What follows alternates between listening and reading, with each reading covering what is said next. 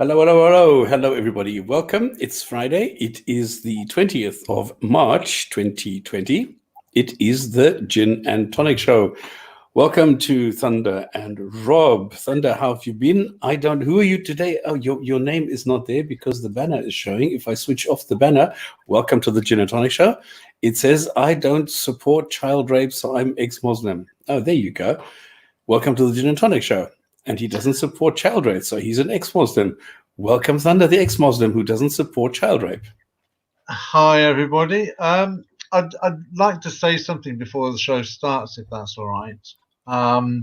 This week at work, I've had to train in a different role because of the coronavirus, and many mortgage owners have had to contact the bank that I work for and ask for a 3-month payment holiday. And interestingly, in that, I hate Islam. I have nothing but contempt for Islam, the Quran, and the Hadith, and Muhammad and their God. However, I've spoken to an absolutely amazing number of Muslims during my course of work this week who have been asking for payment holidays because they are taxi drivers, they are restaurant owners, they are just normal human beings going about their role, and they have been amongst the kindest people under trying circumstances in thanking me and showing gratitude in how I've been able to help them, or should I say the bank that I work for, how we've been able to help them with their mortgage payments. So though we critique Islam and though we have our views about this religion and its contents and its manifesto, we don't hate Muslims or dislike Muslims as such. And I have to say, in fairness to the audience, if any of you are taxi drivers, self-employed, or under some kind of financial distress because of the coronavirus and the impact that it's taking place in this country at the moment, England, fair play to you. Our hearts go out to you, and I hope that whatever situation you're in, that it gets resolved soon. Because when you're speaking to people, you actually hear the anxiety and the upset in their tone. It's not a comfortable situation to be in. So, fair play and respect to you all out there that are struggling in this difficult time. Well said. Thank you for that. And it's very nice of you that you are fair enough, that you're saying, yes, you have some beef with Islam as such as an ideology, but there are normal people and you feel with the people. And I think this is exactly the kind of sentiment that we need. Yes, their attitude as well, in the way that they've been thanking the staff in helping them with their situation at the moment, because most of them are taxi drivers, for instance, because the ban on restaurants, the ban on social gatherings, the ban on air travel means that the bulk of their pay, taking people to airports, taking people to nightclubs, pubs, restaurants, social gatherings and such, that has eliminated their income. So they are distressed. Yeah, so true, so true.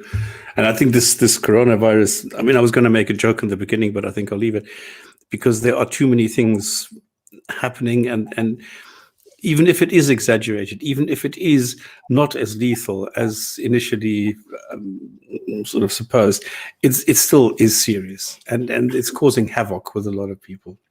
Yeah, I think yes, welcome. Sorry.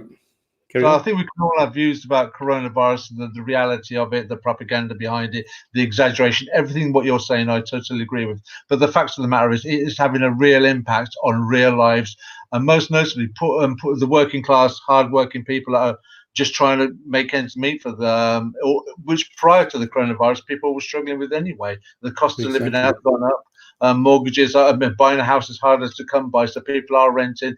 The anxiety of paying the rent. The reality, whether you believe coronavirus or not, and the propaganda behind it, the difficulty people are suffering is very, very real. Yeah, and I've had this with my parents now, because they don't understand this. They just want to go outside, they want to see people, and it's very difficult to explain it.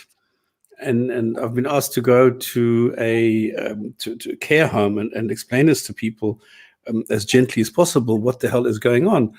And it's very difficult to get through to old people that this is like a war. And it is to a certain extent. But the thing is, they can't see the destruction. They can't see the or hear the bombs, or just sort of detect any activity that they would associate with the war. But that's at the end of the day what it is. And it's quite difficult to explain this to people who have no concept of biology or viruses or anything. Yeah, I think there's a disconnection when you visually don't see anything. With the war, there's a tangible enemy that you can visualize. There's a propaganda and a rhetoric behind it, and there's an impact that you visually see as well, albeit if not through the media, through your own community. But with the virus, there's nothing tangible there. Welcome, Rob. How have you been? Because it's quite funny that the UK is very, very late starting up this social distancing and things like that. Yep, all good here. Taking a bit of a hit as well. Hopefully, we'll get some relief on that I heard today. I haven't listened to it personally, but let's hope that happens. So, yeah, hopefully people stay safe in whatever way, and people are obviously dying on this. Hopefully, it will be overcome, and a vaccine will be found, and we can hopefully at some point get back to normal. Yeah, I don't think it ever will be. It will be BC. It will be before Corona and after Corona. Yeah, the one complaint I've got is I finish work and I'm a supermarket snob. I shop at Waitrose, and I couldn't believe I went to Waitrose and the shelves were empty. How ungrateful and disrespectful that Waitrose didn't consider to have stock ready for the 5 o'clock shift, that when they finish, that they can go and replenish their own cupboards with a veritable choice of products. But when you go there, there's no bread, no milk, no fruit. I am somewhat discombobulated about this. John Lewis, get your act together. No, but it's quite strange. There's a cartoon of 2 dinosaurs, and one is saying to the other, "Oh look, oh shit, there's a meteor," and the other one says, "Oh quick, let's go and get toilet paper." Because it seems that the reaction of people, I don't know how this works, that they run and get toilet paper, and they go and they stock up on bread and muesli and funny things like that. I went to another supermarket, and then to myself, because I couldn't really see anybody. So I went to the aisle and I wanted to get something, and it was empty. And I said to myself, listen, are people really this crazy? And all of a sudden, 4 people who were stocking the aisles, I couldn't see them because they were behind some shelves. And so I said, 4 people, like unisono, I hear, yes. Yes, they heard me say this. Are people really that crazy? And they all agreed, yes, they are, because they bought everything in the shop. This was quite crazy. Anyway, with the Gin and Tonic Show, let me go. Let's at least keep this part normal. All right. What we do is we critique the ideology of Islam. We don't attack. We don't address people. We don't go and I don't know, the things that I hear. It's absolutely astonishing.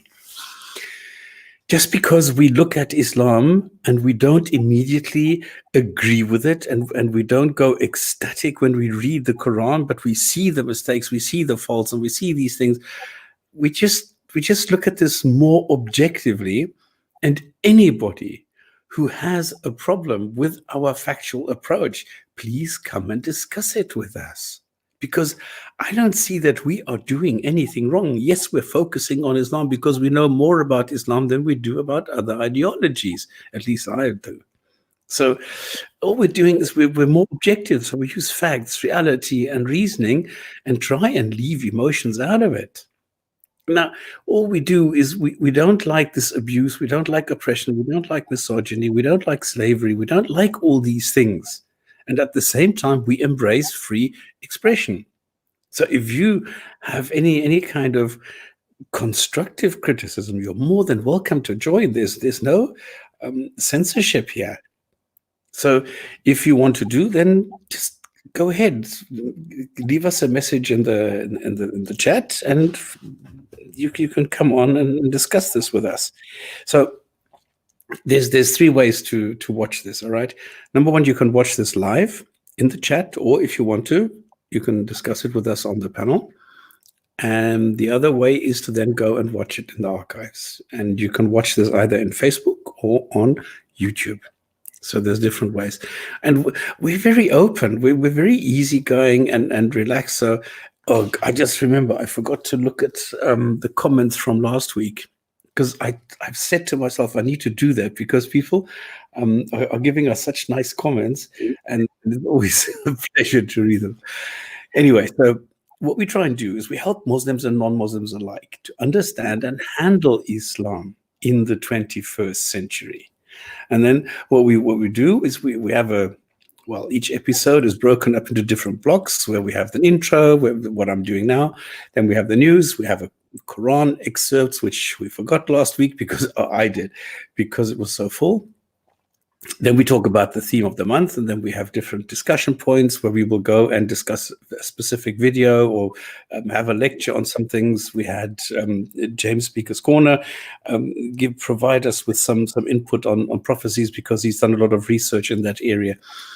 And then, of course, we're going to have live comments. And if this is not enough Islam for you, we're still going to have a oral only, and it's not recorded. It's just a discussion. If anybody wants to do something off the record, you can come and talk to us on Discord. And if there is anything, then we're going to be there. If not, then, well, they're just going to leave it. All right. So, yeah. I don't know if there's anything else that I've missed. If anybody else wants to talk about something, well, then that's it. Okay, let's go to some news, because there's this chloroquine, which is a malaria remedy medicine, which is being tested like off-label for this virus, this coronavirus. And there are some indications. There are different kinds of medications which are being tested at the moment. None of them have been approved. So there's a clown in America living in a big white house in Washington who maintains that all the what remains to be done is just to ship it out. There's lots of things that will be made available, and it's all been approved and everything. He doesn't know what the fuff he's talking about. It hasn't been approved. There have been no field tests, nothing been done on this, and this has been available for donkey's years. So this is not something that you will be made available. No, you can get millions of these right now. They're available. The question is, how do you dose it? What is the dosage? What are the side effects? And what are the expected effects? So what we need to understand is malaria is not a virus, okay? It's parasites. And they work very, very different. I mean, malaria works in the liver, whereas this new coronavirus, this COVID-19 now, goes to the respiratory system. And the funny thing is, I can't understand Muslims, or even Christians for that matter, Indians, Hindus, are saying this does not affect us. We have our deities who are protecting us. There are Muslims who are screaming that their mosques remain open because they're not afraid. They're saying we are more afraid of Allah than of a tiny virus, and Allah is going to protect us. And it's this ignorance and it's this delusion which I find so incredibly dangerous. On that subject there, Stops, I was reading comments from some Muslims on YouTube, and one said this proves that Islam is true because because for one thing, they were saying you have to wash your hands, that's wudu. You have to cover your face, that's the hijab. You have to there was a couple of the things mentioned, and I just thought how totally pathetic that you have to change your diet. That's the non-eating of you have to stay with only members of your own household. That's haram. It was just like the most desperate justification for defending the coronavirus as if it came from Allah because it proves Islam is true. Just read it in the comments. And it's actually, it's the opposite. It shows you how weak Islam actually is. That they have to, go to such things to go and make a case, which is totally stupid. So it's almost childlike reasoning. It's not an adult reasoning. It's what I expect. It is, yeah, exactly. Well, it's post hoc reasoning, isn't it? And you'd have to ask somebody like that, what would falsify your belief? What would need to happen in the world such that that something happens such that you would agree that Islam is false? Because obviously they're Yeah. pattern seeking, they're looking for something. Oh, that matches what it says in the book. Or what would not match the book such that you would go, okay, that's disproved Islam. And of course, that question would just floor most Muslims. They would have no clue whatsoever. Well, they did this with the what is it, kurkuma seeds and with the dates and things like that. So I said to the guy, okay, are you prepared to test your faith? I will infect you with polio and HIV/AIDS, and then you take the seeds and then we'll see what happens. You know what his reply was? You can't do that. That would be suicide. That's exactly my point. So Yeah. they Did you hear what you always just said? like, You falsified yourself. exactly. Yeah. He didn't realize that. But boy, this yeah, is what yeah. you always say, isn't it? This is what Islam does to many human brains. And the It irony, is like a virus for the brain, isn't it? It just stops It critical is. thinking entirely. and the thing is, when you look at the flu situation we have at the moment, it seems to be selecting only old people. So is Allah doing a genocide against old people and the aged? Yeah. And why is Yeah. Allah selecting only old people to be victims of this? What have they Old done? age jihad. Yeah. And I'm reading a very interesting book at the moment, and this guy researches, a psychologist, and he got the Nobel Prize for it. He came up with this, how the brain works, and he came up with a very simple idea, actually, that you have system 1 and system 2 thinking. The system 1 is, if I ask you how much is 2 plus 2, and you will instinctively almost say 4, because the level of activity in the brain to come up with this answer is almost 0. So this is something that you intuitively know. These are automatic reactions, so that if you turn the steering wheel to turn left in a car, you will automatically do that. But if I ask you how much is 18 times 56, now it's different. Now you have to activate different areas in the brain, and now you need to focus.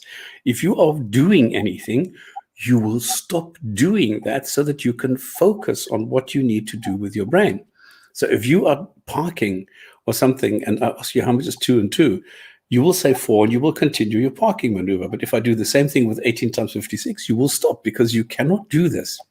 So he elaborates on this and blah, blah, blah. Now, if I apply this, a lot of times when we can go ask a Muslim, how do you handle the inconsistencies, contradictions, and mistakes in the Quran? And they will immediately, and this is the system 1 thinking, say there are no mistakes in the Quran. But if you then go and say, well, show me something that is correct, this requires system 2 thinking. And they are not able to do that, because just as Rob says, this now requires critical thinking, rational thinking, logical thinking, and this doesn't work. This is why the Islam virus is so potent. It stops your brain from thinking. That's interesting, because I had a conversation with a Muslim in the week, and I turned around because he said that the Quran was morally and spiritually superior than any other book. So I says, okay, then name me something morally superior in the Quran. And he says, look after widows. And I said, okay, Jesus said that. Now say something that's morally good in the Quran. It's not a repeat of what somebody else said earlier. He hasn't come back to me yet.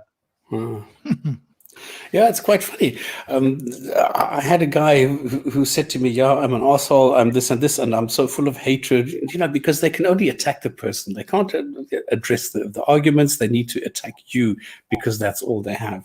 So I said to him, okay, well then, show me something. Where does Islam improve my life? He could not bring anything up. He started waffling about, understanding Islam, and only then will I understand the benefits. And I said, listen, you're not giving me anything. Then he starts, like all condescending and I'm such an asshole, such an idiot, and blah, blah, blah. And I don't know how to think, and it's all my fault. They're actually showing that it's their God who is so incompetent. But the question, and I think it was something that you both mentioned there, but the something you could always ask a Muslim is, name for me something in your religion that is exclusive to your religion that we would all agree is moral, such that a non-Muslim does not have access to. If you can do such a thing, you now have something of value that is unique to Islam, and wait for them to come back, and you'll hear crickets for the rest of your life. No, it's crickets. There's nothing that happens there.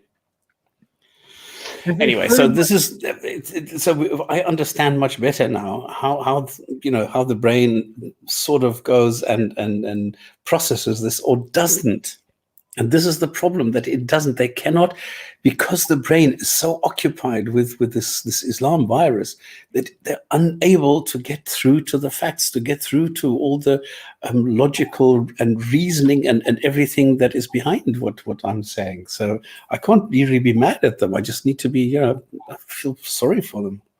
Well, hopefully we can help them, and other shows do, and other people do, to try and think critically, right? If you start with a presupposition that the Quran cannot be mistaken, now your brain starts to think irrationally, because now you have to justify a premise that you didn't argue yourself into to begin with.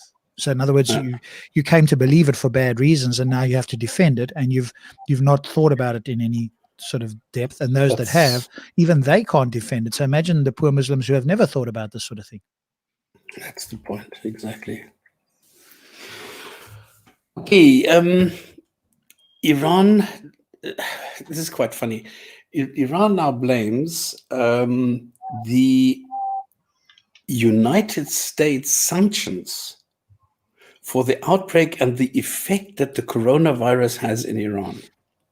Now, the funny thing is, they don't mention the EU sanctions. They don't mention anybody else. So it's only the United States. They seem to have some, I don't know, some fear, some sort of a paranoia when it comes to the US. So this is quite weird. And even if there were sanctions, how is that affecting people, right? There isn't a vaccine. So, if the vaccine was being withheld, you could say something. But other than that, it's taking sensible precautions, which they may or may not be doing. It's got nothing to do with another country, per se. So it's quite weird how Iran is being hit more than other countries. I don't know where this comes from, how this originates. Science not following the recommendations of professional people who seem to have a better understanding of it than that lot. So, but again, all they have to do is test it, right? All they have to do is all pray, and if nobody got sick there, we'd be paying attention as to how that could be the case. Quite strange. All right, then let's do a little bit of Quran this week, because last week I forgot about it because there was so much going on. What we did is we went up to chapter 4, sentence 81, where we are told to ignore hypocrites. Now, I remember that the Thunder told me that he did some reading and he has some notes. So I'm just going to quickly run through. I did 82 now to 100. So this is 18 of sentences. If there's anything that I've left out, you just go and compliment it. So my Reader's Digest version of sentence 82 is, if the Quran contains contradictions, it's not God's book. 83, check any information with Muhammad first. And then it jumps in 84 to fight others. And then 85, you reap what you sow. And 86 just says, say hi back. 87, I'm the best. 88, those who don't believe are hypocrites. And this is intended by God. Now, 89 is, don't befriend non-believers and fight them. 90, don't fight if you have a peace treaty. 91, don't fight if you have a peace treaty. 92, free a slave if you kill a Muslim by mistake. Or if you can't free a slave, the equivalent would be fasting for 2 months. 93 is, killing another Muslim is equal to hell. 94, be nice to non-Muslims. So total contradiction. 95, those who don't fight are pussies, except those who can't. But 96, fighters are better.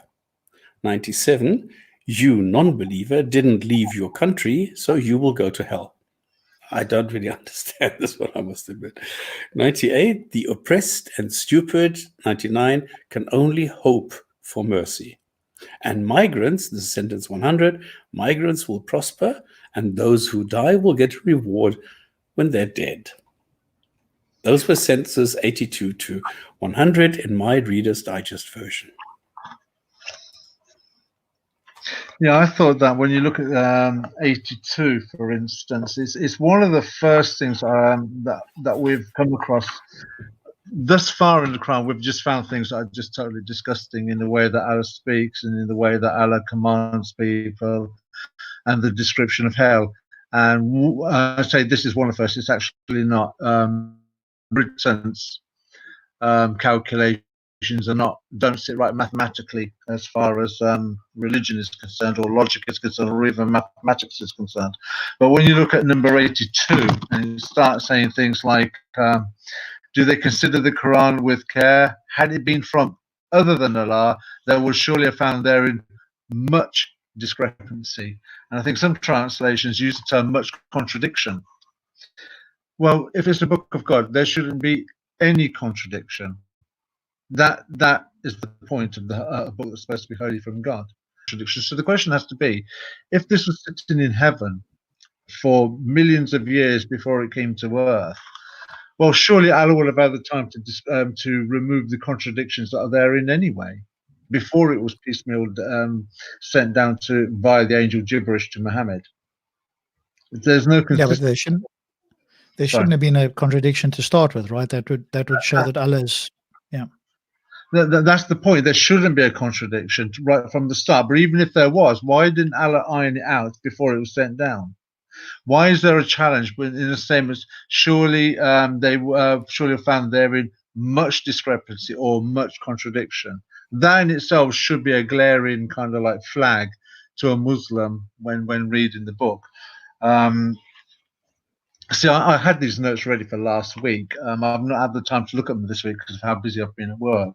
So can you just bear with me one moment? Go for it, yeah. Rob we just lost Rob. He pushed the wrong button.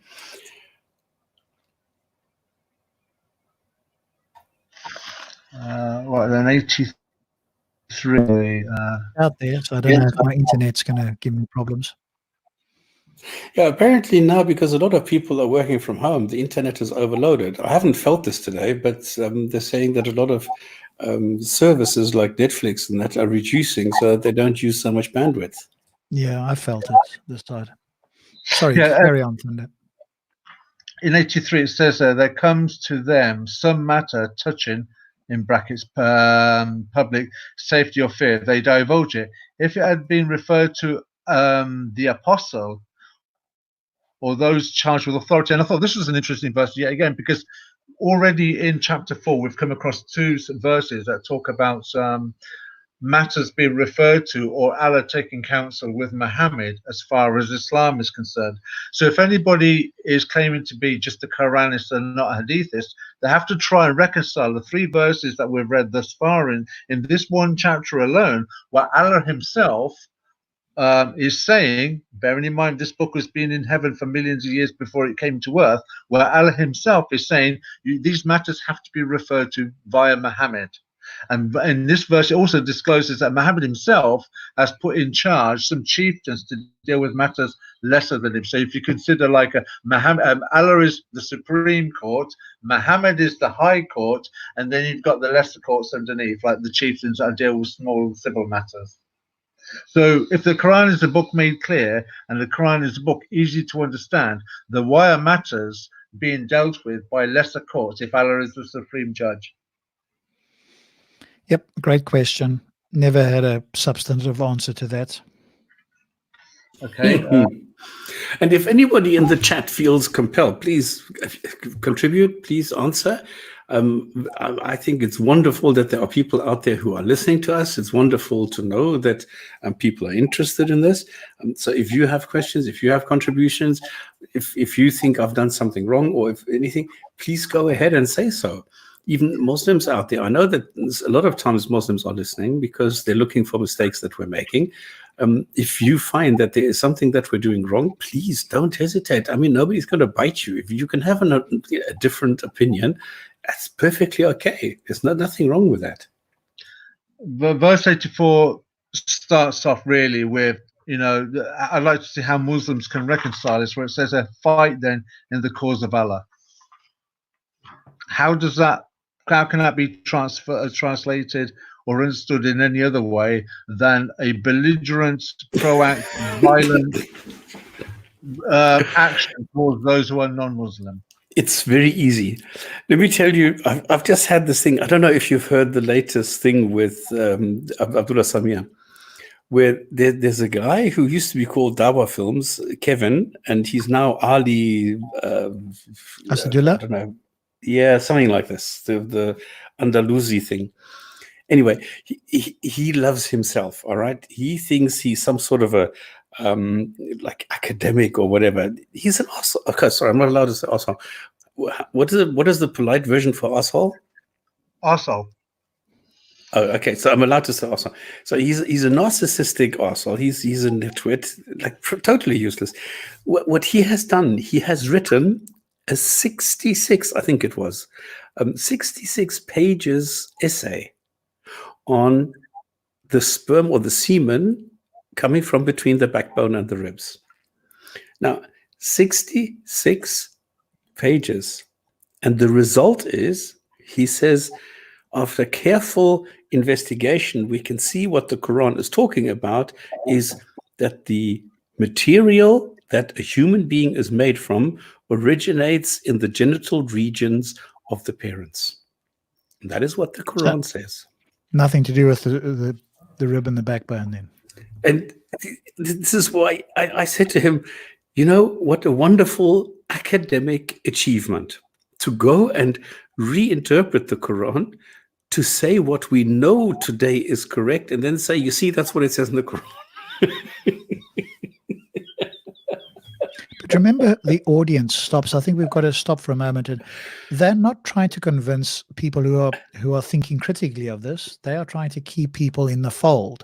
People who want somebody to fight on their side, as long as it sounds like they're saying something, even if they don't understand it, it sounds like they're saying something in defense of the deen and the faith, etc.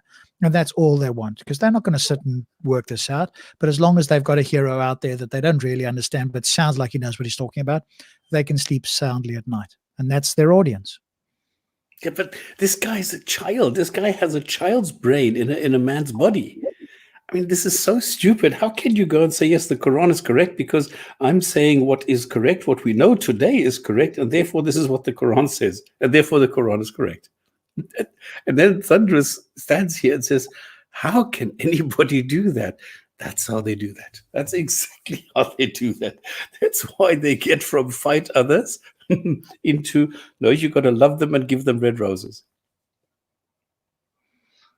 Right, moving forward then, I thought 87 was quite interesting because this is another example where Muhammad was listening to the Jews and the Christians and maybe some other sources, maybe the Zoroastrians, where the Day of Judgment is being mentioned. But yet again, it's a phrase or if you like, a belief that others have, but he actually doesn't have any details, because you'll notice in the Quran consistently, Muhammad talks about a day of judgment, but no one actually knows what is being judged and why, really. I mean, no details are given. It's just a phrase that he's heard. He knows very little of. He thinks he does, or he speaks like he knows what he's talking about, but no, himself doesn't know what he's talking about when he's talking about the Day of Judgment. 88 was another one. How did you understand this sentence, this 87? Why is it that God writes a book and says, God, there's no deity except him? Yeah. To me, how do you understand this? I just put that down as word salad. I think sometimes it was something that Rob mentioned last year, and I think sometimes we have to remind ourselves of which I learned from when Rob mentioned it, and that was that Muhammad was a poet. So sometimes he would use words to make the flow of the poetry go, so to speak. So it doesn't have to make sense. All it just has to do is sound like it's religious. His audience aren't really intellectual people that are going to scrutinize what these words mean, if it's consistent and if it makes any sense. By now, he's already established his authority. Fear me, fear Allah. That's it. You don't have to think beyond that. And the dialogue that's coming out from the Quran thus far is that you don't have to do much thinking. All you have to do is just do the obeying. So when he's talking like this and it doesn't make sense, you can't say it's lost in translation, because even if you read it in the Arabic way, it will still say the same thing. The same message is being conveyed. And I think, as Rob said last year or the year before, sometimes with Muhammad, he's writing poetry, and to keep the poetry going, he's using words to allow that prose to continue. Okay, even if it shows that Allah is not Allah, even if it shows that there are other gods than the God. If you looked at it from another point of view, I know you're atheist, you don't believe in God and you don't believe in the devil. But if you did believe in the devil, and this book is written by the devil, you can see it's really taken the urine of human beings in believing that this is the book of God by saying things like this. There really was. Yeah, but hang on. How does it work then that God prays to some other God for Muhammad?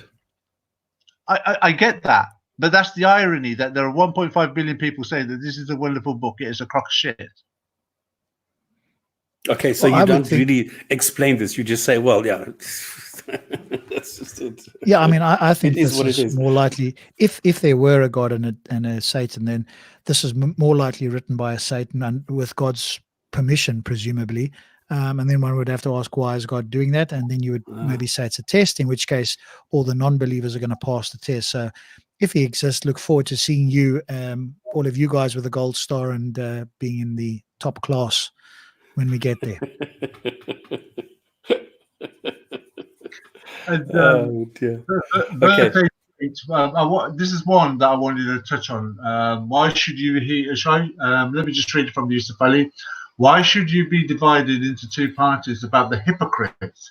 Allah has upset them for their evil deeds. Would you guide those whom Allah has thrown out of the way? For those whom Allah has thrown out of the way, never shall you find the way. This is the point that I wanted to get to about. We've had this over and again in our discussions with the Quran and Muslims and Islam and Islamic world, is what constitutes a hypocrite. Yeah. And there it is. And this is where I say it is the Quran and the Hadith that define Islam, not Muslims. So unless you're going by what the Quran and Hadith teaches, and you're claiming to be a Muslim, you're either a Muslim or you're a hypocrite. And this is one of the first verses that comes up about it. And there are more verses to come where he kind of narrows it down about Allah's view as to what is via actions, as to what constitutes a Muslim hypocrite, or lack of actions, as it should be. Okay. So what you are saying, this is just a labeling exercise?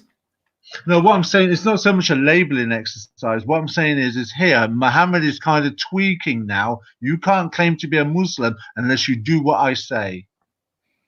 Unless you do what I say, you are not a Muslim, you're a hypocrite. That's okay. That's what I call relabeling, because it's the non-believer, the kafir, is the same as the hypocrite. Yeah. Okay. That's where he's really narrowing it down, because he's saying that if you're a Muslim and you're a hypocrite, you're no different to them people over there. You may as well be a non-Muslim. And for all intents and purposes, if you are a hypocrite, you are a non-Muslim. Okay. So because I find this very interesting, because Ahmed, for example, he does this all the time. He goes and he says, okay, it's not slaves. What he does now is he says an employee equals a slave. So all he's doing is he is arguing the label instead of the contents of this. Like I can take a banana and I can put a label on their banana, and then I can take a cucumber and I can put a label on their banana, and then I can say, you see, it's called banana, so both these are bananas. But what is behind there is totally different. And this is why a lot of what people are doing is exactly this exercise, what we see here, because all they're doing is they're arguing about the label, not the contents. Absolutely.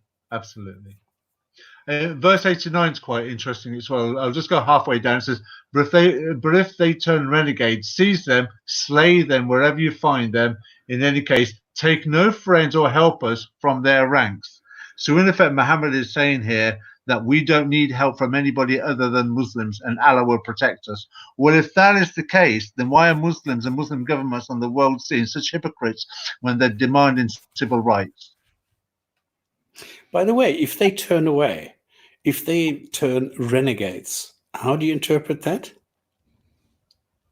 Renegades, if they're turning renegades, that's because, for me, that's when they abandon Islam. Okay, so you see this also as an apostate? Yes. Okay. Because what is a renegade? Renegade is somebody normally that abandons the cause. You've reneged. I think the etymology of the word renegade is when you've reneged. You've reneged is when you've made a deal, then you turn your back on the deal that you've made. You've reneged on the deal, so that means you've become a renegade. But everybody is born a Muslim. So do they leave Islam? Does everybody not a Muslim leave Islam actively, or because I'm not quite sure how to interpret this? But if you're born Muslim and in the way that they say, but you don't know you were born Muslim and you leave it, how could you leave something you don't know if you've ever left it? Okay, because this is what Rob is just highlighting. If they turn away and remain upon their ways, okay, so you actively turned away and you are now remaining upon your way. So this is addressing you. You were a Muslim, you turned away and are doing something different. But does it also address people like me who allegedly was born a Muslim, but I also turned away and remain upon my ways? So does this address everybody who's not a Muslim or only ex-Muslims? I think in the context of when you listen to Muslims, like when we had Benny on the show, his attitude was we were all in heaven and we made this deal in heaven before we came to earth as part of the test. So by implication, we were Muslim when we were born. Exactly. This is my question. Do you think this is addressing every non-Muslim or only those who actively leave? I think that's the question, isn't it? I mean, this verse for me is talking about those who have accepted Muhammad in his lifetime, not every person. This is only talking about Muslims. Because to renege is when you've actually made the deal. You're consciously aware. You've reneged on it. Correct. So, but this doesn't answer my question. Whether this addresses only those who actively leave or also those who, like me, who I've never been a Muslim. It depends, I guess. I would say it's those who have actively left. So it's not those who were never Muslim in the first place. Because to leave Islam, and to become a renegade, that would be a conscious decision. So the only people that would have made a conscious decision to leave Islam are ex-Muslims. Rob? I think you could also argue, though, that if you were born that way with a fitra and you found your way out of it, then you've done so. And because you would have, if you go with a view that you've chosen it before you were born, then you made an active choice to do it then, even if you don't remember the choice and you're now out of it. So I suppose you could also go that route, but I think your one is more straightforward. But I think you could always have a fatwa coming out saying, no, it appeals to everybody. Because we all have the. Okay, so then my condensed version was slightly misleading because it could be those who don't believe or those who actively left. In other words, apostated are the hypocrites and this is intended by God. But in any case, yeah. Because it sits with hypocrites, doesn't it? It's almost like hypocrisy is the journey towards being a renegade. Yeah, but it's quite amazing how when you go into the intricacies that you have different versions and different ways of doing this, and the authors did not think of this, so they never went and specified. They never went and provided us with details so that we have to believe it one way and not another way. Yeah. Yeah, exactly. This is all guesswork. Catch-22. For once, this is the first time I've ever seen a sentence from you that is correct. Absolutely correct. It's guesswork. We don't know who wrote this and what they intended with these sentences. We don't know. Yeah, it's just not clear. And of course, if God wanted to make it clear, he can make it crystal clear such that no interpretation was required. Yeah. Or if he can't, he's incapable, or at least his creation is incapable of understanding his message. Either way, it's a bit of a problem for Muslims. But again, they seem to not care about this. They don't think about these things, because if they did think carefully about it, it would certainly, I would suggest, give them some level of discomfort, if not more. Yeah, this supports my hypothesis, where I say this was just cobbled together to act as a recruiting tool, and they didn't really pay any attention to the finer details. So they just put this together as quickly as possible and used it, and that was it. They didn't really think about future generations who were going to go and dissect it word for word, or like what we are doing now. Yeah, Okay, the thing is, if Muhammad existed, then he's thinking on the spot, though, isn't he? Because when we could look at some of the ayah that were revealed, they were sort of impromptu. Oh, I need a quick surah, or at this moment in time to get me out of this little pickle. So this could have been one of those situations where he quickly said something, or certainly came to him to get him out of the pickle, or to create something to get some kind of backing for himself, without realizing, as we're doing now, that there'll be some more scrutinous people at some later point in time trying to unravel this. Yeah, could also be, exactly. Okay. Did you go through verse 92? I don't know if you sort of went through the long version of verse 92, because I thought it was an interesting one about slaves. That if a person killed a person by manslaughter, he was allowed to free a believing slave. Yeah. It's interesting. So you could have a Muslim who was also your Muslim brother, but it was also your slave. And the only time that you could free him is if you're guilty of manslaughter. So it was blood money.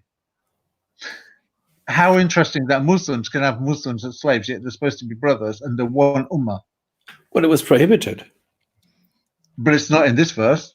No, this is well, you see, again, this is Islam. You're not allowed to have a slave who is a Muslim, so you're not allowed to enslave a Muslim, but this does not prohibit the slave from becoming a Muslim, and becoming a Muslim for a slave is no reason to free him or her. But the thing is, if Muhammad was the first Muslim, then every subsequent Muslim is always going to be something that converts to Islam. Yes. So if a person converts to Islam, by implication, he becomes your brother. So you should relieve him of his servitude to you, surely. Not according to Sharia. So he's not your Muslim then. He's not your Muslim brother then. He is your Muslim brother, but he is your Muslim brother slave. And you can only go if you commit. You can only free him if you commit manslaughter, accidental death, or accidental murder. No. You could. This is this manumission, so you could do that, but you were not forced to. Exactly, you weren't forced to, but you could do. So that would be more about your personality than the requirement of Allah. Exactly. Oh, I'm being Benny now. Exactly, because the thing is, what you could do, for example, is remember in chapter 4, sentence 3, it says you are allowed to marry a female slave. And there are other sentences in the Quran which say if you cannot afford a normal wife, in other words, an expensive wife, you can always go and marry a slave girl. So, sorry, I'll let you carry on. You need to first free her so that you are then allowed to marry her, so that she becomes your normal, run-of-the-mill Sharia accepted wife. There you go. But the thing is, as well, if you didn't want to free the slave, all you had to do was fast 2 months. Well, if you don't want to free a slave, or you don't have a slave, then you can fast for 2 months. So the equivalent value assigned slave here is 2 months. And this is why I was, laughing, or I was sniggering when I was reading this, because I can't believe this, that you can assign the value to a human being, which is the equivalent of 2 months of fasting. My notes read, believers can be slaves, but only free at this point if manslaughter takes place or fast. Yes, sounds like justice, Allah style. So fast. Ellie, did you bring your mug? Big up, Valley. Hopefully he streams back up again. Look at the last sentence there, last highlighted sentence. For those who find this beyond their means, fast for 2 months running by way of repentance to Allah. Why are you repenting to Allah and not the family? Good point.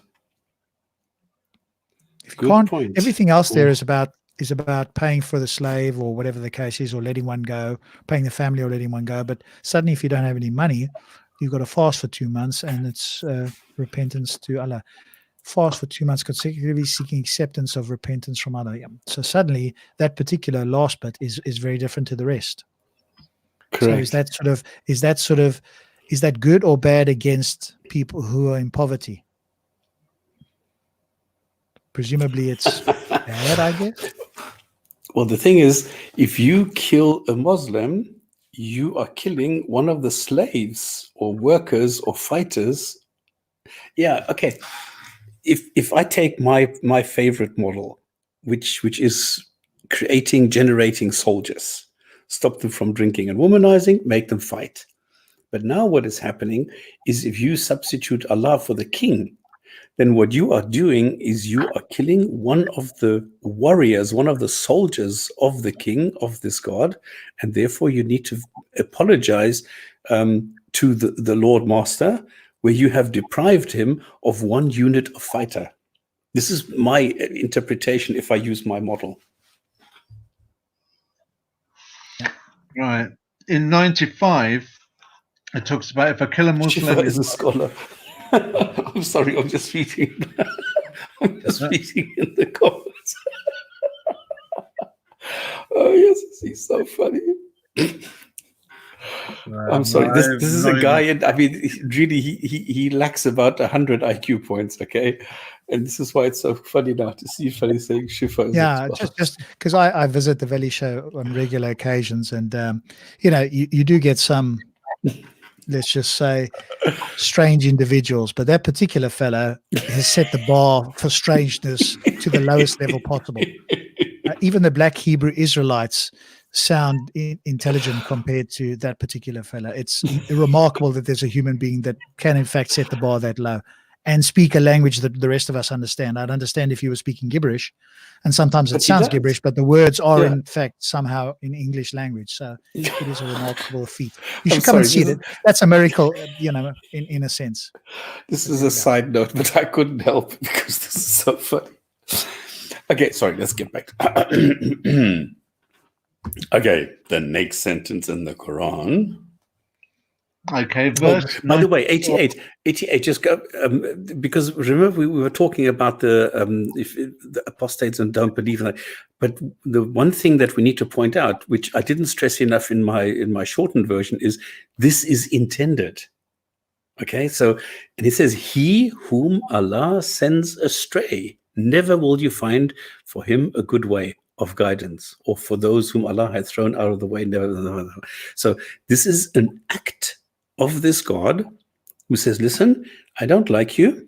I'm going to harden your heart or blow your brain, or I don't know what I'm going to do to you. I don't want you in my fold. I don't want you fighting for me. Go away, and I don't want to see you come back. So these are active rejects by this God. And this is something that we need to really understand, that these exist. So it's not enough labeling them hypocrites. It's also worthy of note that this is an intended hypocrite by God. So he was not created like everybody else to worship this God. He was created as hellfire fodder, or whatever you want to call this. See, that raises questions in itself, that Allah sends people on the wrong course and then punishes them for being on that wrong course. Exactly. For his own incompetence, so you cannot even put the word justice in that. The only word that fits in that situation there is injustice. Okay. Anything else that you want to note? Not on that one. I've got one on 94. My summary of that was, be cunning, lambs, foxes, wolves. So it's a bit like if you're on your own, if Muslims are, and this is something that they're like around the world, if Muslims are in a minority, they behave like lambs. If they're on an equal footing, they behave like foxes. And when they're in a majority, they behave like wolves. That's what I got from 94. And 95, If a killer Muslim is not equal to a peaceful Muslim, then they get. Hang on, what have I put there? They get what from a Oh, that's right. Yeah, if you look at verse 95, it says, "Not equal are those believers who sit at home and receive no hurt, and those who strive and fight in the cause of Allah with their goods and their persons. Allah has granted a higher grade to those who strive and fight with their goods and persons than those who sit at home." So this is yet again that grading system about Muslim, hypocrite, and non-believer. And the way I looked at it is, my family owned a martial arts club. And it was kind of like, this sounds like a martial arts grading system to me, you know, where you're grading students as to their level of competence, as to how far the ranks that they go. So you start from a minor belt and then you work towards a black belt. And Muhammad is like the sensei of Islamic spirituality. So this for me was like and everybody, when they want to go martial arts, they want to be the black belt. They want to be the master in that form of martial arts. So he's trying to encourage Muslims to be like, you know, when you're given a scenario, right? Do you want to be like this, and this, like the master, the middleman, or the peasant? Nobody wants to be the peasant. Everybody wants to be the master man in this, the master of whatever situation. So he's kind of like saying to them, almost shocking them or embarrassing them or manipulating them into not being the kind of people that that they want to be, but he's trying to motivate them or manipulate them into kind of being the people that he wants them to be. So he's manipulating them to be his slave, so to speak, without them realizing it. He's like taking a psychological control over them, much like a charismatic con artist would. Because nobody wants. Likely. Sorry? Yeah, I think it's most likely to fill the ranks for battle, right? And to avoid them running away in battle and that sort of stuff. So it's a call to battle and to, you know, stoke the ranks of the army. Yeah, exactly. But he's doing it before the fight actually starts. So he's almost like in a situation where there's probably 10, 15, 20, 30 or 100 of them, he's shaming them into commitment. Because nobody wants to stand out and say, no, I don't want to get involved in this war. Because men, as men are, they don't want to look like cowards in front of other men. You don't want that. So he's kind of shaming them into becoming into his army the way that he wants them to be. Yep. I'm probably not explaining myself very well on that. Oh, yeah, and this supports the model that I have come up with, because it's exactly this recruiting manual. Come and fight for me and you'll get reward, and if not, I'm going to punish you. Yeah, absolutely. And there's also a grading system that if you do come and fight, you're going to get goods out of it. If you don't come and fight, you're not going to get any booty out of it. So there is a reward in this as well. And 97 I thought was quite interesting for me to finish on. It says, when angels take the souls of those who die in sin against their souls, they say, in what plight were you? They reply, weak and oppressed. We were in the earth. They said, or they say, was not the earth of Allah spacious enough for you to move yourselves away from evil? Such men will find their abode in hell. What an evil refuge. But what, as well as, you know, the theatrics of hell and the punishment of damnation for those who don't believe it, what I thought was that this is again another verse that points to predestination. Because it says there, when angels take the souls of those who die in sin against their souls. So angels are present at the time of death, which means that Allah must have sent them for that moment. Yeah. And if we put predestination in the line of Islamic thought and Islamic theology, then by implication, every time a death takes place, that's because Allah has ordained it, and an angel is present when it happens. So when a crane falls over in Mecca, then that's because Allah ordained it, and there are angels there present taking the souls of those Muslims that were at Mecca or trampled on to go to heaven. But equally, when a drone fires a rocket and it lands on a Muslim wedding and 14 members are then killed, by implication, that situation had to take place for those angels to take those 14 souls to heaven. But then if you was to amplify that and look on the whole worldly scene, then every person has died at a moment of predestination because Allah has ordained it. So why then do Muslims find grief such a problem? Muslims should find death a joyous thing, because Allah has ordained that person to die in that one moment, and an angel came, sent by Allah, to come and take that person's soul, because that's what it was ordained to do. Wow. I got a completely different understanding of this sentence. Interesting. Because what I saw is the angels come and they say, what's wrong with you? And they say, well, we were oppressed here. And then they're saying, well, why didn't you go somewhere else? But I'm thinking of the point, yeah, but whether oppressed Wow. and being killed are two different things. You can live under a government regime that oppresses these people for decades. The Chinese have done that. The Russians have done that. You know, many governments have oppressed their people, and people haven't died. They're just oppression and murder are two. Sorry, oppression and democide are two different things. Okay, but here it says those who die in sin. That means those are non-believers. Okay, yeah, but the angels are still there, though. So how did the angel get there? Well, no. These people die in sin. So now the angels come and take the souls, and then they say, what was wrong with you? Why were you in sin? Why were you a non-believer? And then the non-believers reply, well, we were oppressed. Okay. And then the angels say, well, hang on, what were you doing in a country where you were oppressed? Why didn't you simply leave? Why didn't you move yourselves away from this evil, from this sin? So you could either move the country into a different country, or you could move away from the sin of your soul and accept Allah. Right. If this book is all eternal, anybody living in a situation where they're under oppression and they have the ability to move will move. They wouldn't willingly stay under the oppressed state, would they? Yeah, this is exactly the point. I'm saying there are different ways of looking at this, and I didn't even see what you were seeing.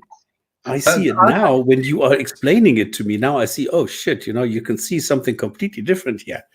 And I saw I'm adding something else that we spoke about last year when Muhammad was saying that when they went to war, some people stayed behind at home and they didn't go to the war. And Muhammad turned around and says, well, whether you stayed at home or whether you came to the war, if you're going to die, you would have died anyway. And if you're going to live, you would have lived anyway. So what difference does it make whether you stayed at home or you came into this battle with us? Either way, you would have died or would have lived.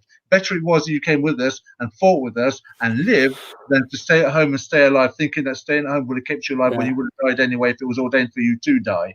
So I'm adding that with this and adding the fact that an angel was present. And it seems to me that when you add all these verses together, Islam is nothing more than has a theocratic belief of predestination as to when you die. Because there's the other verse, and I forget whether it's the Quran or the Hadith, that says that when a child is conceived, an angel is sent down and things are written about him, whether it's going to have a good life, a bad life, when it's born and when it's going to die. When it's going to die. So there's the point, when it's going to die. So when atrocities take place, these human beings are dying because it was already written down when they were going to die, preordainment. Yeah, and if you want to know the details, you have to go to the Hadith, because it says in different Hadiths, it's either 40, 40, 40, in other words, 40 days of nutfa, 40 days of alaka, 40 days as whatever, and then the angels come, and this is why some people say it's absolutely 100% accurate, because after 42 days, the angel comes to determine whether you're a male or a female, and this is exactly what happens in embryology, except that it doesn't. So anyway, all right. Then that was the Quran section, and now we're going to go to the theme of the month. We're going to continue with prophecies. What we saw last week was that there are prophecies let me just quickly change to this one, because this I find fascinating, because what you can see here is that Muhammad, the prophet, made a prophecy that he said, if this boy lives, he would not grow very old till the last hour would come to you. So this means that the prophecy of Muhammad in this case is saying that the last hour will come within the next, 80, 100 or whatever years. And this is astonishing if you think about how the development was over the last 1400 years. So there was nothing like this. So prophecies were not the strength of the prophet. So And that seems to be a clear falsifiable prophecy that didn't come true. yeah. And what in your experience, guys, if you have spoken to Muslims, I haven't used that one that I can remember myself. What's been the response? Well, whenever I've spoken to Muslims about prophecy, it's one of those subjects that they try and shy away from. Many of them don't know the prophecies that are in the Quran. And the ones that I've ever spoken to about prophecy tend to talk about the ones that have already happened in the past, like, for instance, the fall of the Roman Empire. And we all know the counter argument to that is that, first of all, that's like fighting the 50-year-old Mike Tyson. It's a has-been situation. You're not predicting anything but a loss. And second of all, it's written down after the effect, so you can't prove it actually was a prophecy. The whole point of prophecy is written down. And the thing is, as well as with Islamic prophecy, especially with the Quranic stuff, it's a bit like the pseudo-scientific claptrap we read. It's so ambiguously written down and hidden in language and hidden in rhetorical devices and hidden in translation that the Muslims I've ever spoken to tend to manage to translate it in a way that fits what they're trying to say, rather than into the translation of how you read it from a book made clear, book easy to understand. So personally, I tend to shy away from talking about prophecies because it's a bit like pseudo-scientific claptrap. You don't really get anywhere. It's a shame we don't have a Muslim on here to try and defend how that could be the case, right? How is it that this was prophesied and clearly didn't come true? Otherwise, none of us would be here today. Yeah. It's so weird. Anyway, so what we did is we established what the rules are for a prophecy. We went and defined it. We said this is a prophecy and this is not. Then we looked at some examples. We looked at a paper from my era where a guy came up with different kinds of and types of prophecies. And we looked at those and we found out that they are not, in fact, prophecies because they did not fulfill any of the criteria that even our era themselves went and established for the success or fail or whatever of a prophecy. So what I'm going to do today is I'm going to run through a couple of prophecies that I have collected. Actually, we can have a game every time somebody spots a fallacy. Everybody can have a shot or something because it's so weird what you find here. All right, let me just go and do this. This is what. Let's just go through them one by one. So, for example, fingerprints. So, what we read in the Quran in chapter 41:21 is their skins will bear witness against them as to what they have been doing. Now, this is just to provide a little bit of context. On the day of judgment, on the last hour, a human will be reassembled. In other words, all the bits and pieces, all the molecules will somehow reappear magically, and you will have the body back that you died in. And then the different pieces of the body, the shins, the knees, the elbows, the skin, everything will talk to Jesus, who will be judging you. I mean, everything has been predetermined. We found that out. But he will apparently be judging you, and then he will decide whether you go to heaven or hell. So the fingerprints is something that has been abused by people who actually read in the Quran, he will assemble you down to your fingertips.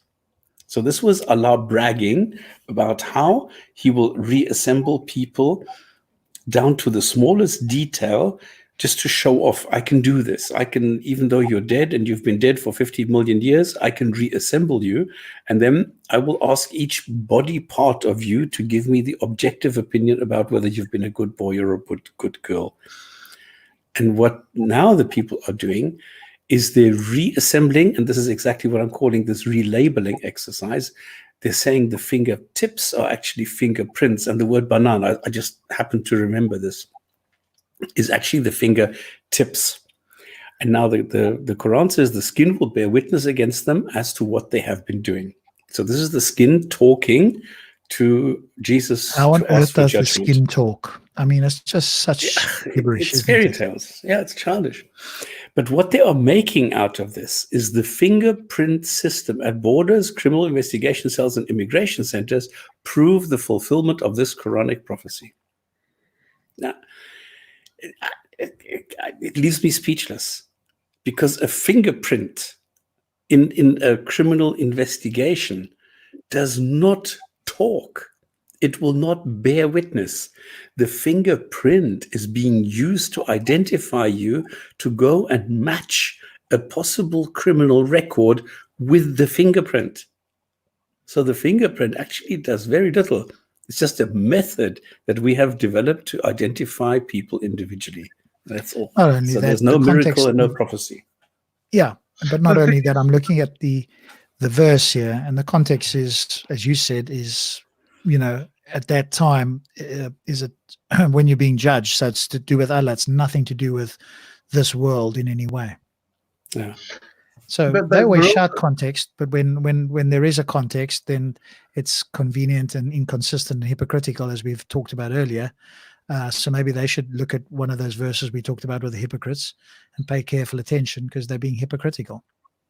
But the thing is, fingerprints, as far as crime is concerned, has only had a short lifespan then, because fingerprints were committed, were left behind until DNA or whatever investigation found that human beings had different fingerprints. So it was only a short window of when they realized they could use fingerprints, and then when criminals realized that their fingerprints were condemning them, then criminals started doing things so their fingerprints weren't left behind. Yeah, wearing gloves, or obviously you can Use put some sort of acid. acid, or you work your hands. If you're a builder or something, you'd lose your They're no fingerprints longer anyway. unique. That's not the case. Anyway, so Yeah. And what about cybercrime? Cybercrime is one of the bigger crimes now. Gone are the days of burglaries, though I'm not suggesting they don't happen. But cybercrime is a bigger crime where fingerprints are not used. And But thunderous. Then now we have a digital version of a fingerprint. Of So the no, fingerprint, it's still exactly. there. Now you have the IP address, which is the digital fingerprint. Yes, I mean, But it says and I'm that sure you their get skin- somebody saying that. Yeah, but it says their skin will bear witness. Yeah, this is the whole point. Yes, but you're This is- taking it so literally. Rhetorical devices, and I didn't read it in Arabic, and I don't read classical Arabic. The miracle of Say it, reinterpretation. read it, right? If you just read it in the context that they wanted you'd see it. It's obviously straightforward. Yes. Why aren't- And I believe in God too, and I still don't see it. No. Why Okay, are let's you look at pollution. This is another claim. So there's a sentence in the Quran: corruption is spread on the land and sea because of what men's hands have wrought. Whatever. What they are saying is, one of the interpretations of the above verse of the Holy Quran is the environmental pollution caused by human beings, and that is spread both in land and sea due to our own inventions, are the fumes from chimneys of factories, chemical and nuclear waste, huge traffic in the cities, noise and creation of ozone hole are manifest testimonies of the fulfillment of this prophet. The interesting thing on that is you'll notice that he's already got his escape clause there when he says one of the interpretations. Yeah, exactly. That's his get out clause, right? That's his disclaimer for whether he believes it or whether he doesn't believe it. Now the And all you problem is that all this does is it's talking about the corruption. In other words, the rejection of the message of the Quran by human beings, and that's it. Yeah, but all we need to do is ask the person who's coming up with this, why should we accept this, let's just say, outlandish interpretation? What reasons have you got to think that this is the interpretation that is true or Yeah. most likely to be the case? And now you will hear a lot more gibberish. On top of that gibberish interpretation, you will hear more gibberish in order to try and support it. And now look at the possibility or opportunity that this Allah has missed here. He could have easily have said, listen, in the future, there is going to be fume from chimneys or factories, and there's going to be chemical and nuclear waste. So pay attention that when you are and while you are going into progress, that you don't overdo it to stop the environmental pollution that you are going to be causing. That would have been impressive. That would have actually helped improve our lives today if the Quran had said this, but it doesn't. I'd go one better. Fumes already existed in that time of Muhammad. The smokes did come from chimneys, not necessarily from factories. I would turn around and say, what would have been a better prophecy was if he predicted the Industrial Revolution. Well, why didn't he give us the possibility to heat things without burning fossils? Just say the Industrial Revolution was going to take place. Yeah, but why didn't God do that? Why didn't God give us a heat source or energy source that is not destructive? I don't know. I'm not Muslim. Yeah. And okay, I don't know. Rob, you read this one. I can't. This is too funny. Establishment of Israel, and after him we said to the children of Israel, dwell ye in the promised land, and when the time of the promise of the latter days come, we shall bring you together out of various people. They flipping hate the Jews. Why would Allah give them the state of Israel if they flipping hate the Jews? Why would Allah do that? All Allah does during the Quran is curse and curse and curse. Wait, relax. And then he gives them a hand. And the Muslims, Jews, blame the Jewish takeover of the world. And it's Allah that's behind it all the time. I don't know if you remember when we were talking about the existence of Muhammad, I showed people that there's an entire book in Bukhari and in Muslim which handles the extermination of Jews, where Muhammad says, I will not rest until all the Jews have been driven out of the Arabian Peninsula. And here it's the opposite. Dwell in the promised land. Now, Israelis say, well, we have the promised land, which is, I don't know, what is the promised land? Is Judea or something? I can't remember. Anyway, so they have now, the British gave them Israel. If this is the promised land, well, whatever. And now Allah is telling them, well, you go and stay here. And then he tells people, no, now you need to kill them. And then Muhammad says, drive them away from where God said you should dwell in the promised land. What is this? But he said, we shall bring you together. So Allah himself is actually actively, proactively involved in gathering Jews from other nations to take them back to Israel. Yeah. And then bring you. Yeah, and then it says the gathering of the Sephardic, Ashkenazi, and the Jews of many other different races. This is correct. But it does not prove the authenticity of this prophecy. No. Because it doesn't say anything about Israel or something. It just says in the promised land. So you first need to know the Bible before you can understand the Quran. But irrespective of that, though, Stops, why has Allah brought the Jews together if they've rejected Muhammad? Why has Allah brought the Jews together if they've rejected the Christ? Okay, so there's a lot of contradiction here, but also this is a highly unspecific prophecy because it doesn't say who is what, where, when, in what way, and there's nothing here that would resemble a prophecy.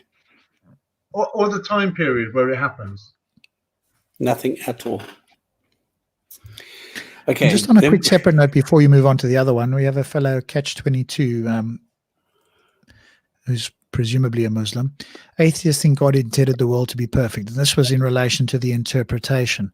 Well, no, we don't think that God intended the world to be perfect because obviously the world isn't perfect. So, and that's not the intention. What I certainly say, I won't speak for my fellow panelists, is that I would expect the message to be perfectly clear. and for there not Exactly. to be multiple interpretations. And the fact that there are now leaves you, catch-22, with trying to rationalize how that could be the case. Is it the case that Muhammad is unable to send a clear message? Is it the case that he created us such that we are unable to understand his clear message? Or what other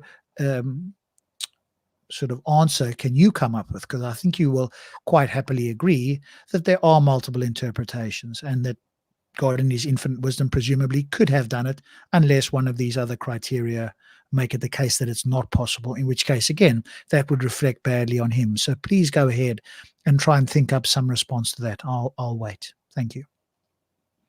And the thing is, what we need to appreciate all the time is we are being taught here 2 + 2 = 4 as guidance, and then there's a test. And the test will not be on how much is 2 + 2, but it's going to be like, what is the square root of 5,827?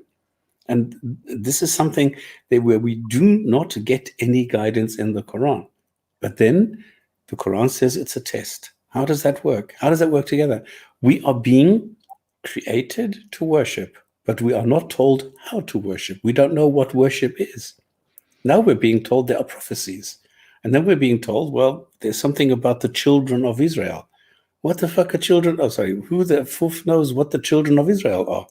What is the promised land? Where does it explain in the Quran what a promised land is? It doesn't.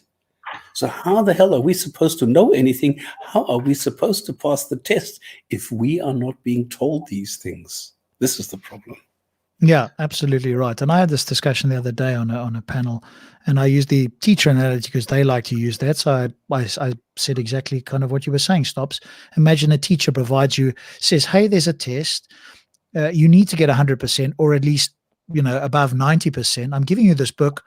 The teacher doesn't tell you that the book is missing crucial information that is part of the test. Either the teacher doesn't know, or the teacher does know and is not telling you. Now you go and study for the test, and it is in fact impossible for you to pass the test. Would you consider that a moral failing, or a moral, something moral that the teacher has done? Because that's the analogy fits with this, right? You don't have this information, and yet you're being tested on something that is unclear or unavailable to you. Genetic engineering. Why has he taken him back to Israel? What is the motive of that? Why has Allah done that? Yeah, everything is missing. There's nothing here. This is an arbitrary sentence out of an arbitrary context which is being used here. This is quote mining, okay? Okay, genetic engineering. I mean, it's getting worse. I don't know if you realize this. It's really getting desperate. Because now the sentence 4:120, they will alter Allah's creation, is the Holy Quran is prophecies, the plastic surgery, genetic engineering, and cloning in the short and concise sentence. Well, let me just check, Stop. I've got the correct sentence. 4:120 says, Yusuf Ali, or Sahih International, Yusuf Ali, Satan makes them promises and creates in them false desires, but Satan's promises are nothing but deception. I'm glad you did that, Rob. I've got the Quran open here. I looked at 19 and 21 thinking they must have got the wrong verse. It says nothing of the sort. So it's talking about Satan promising them, making them promises that's creating false desires. So I'm not sure where that's coming from.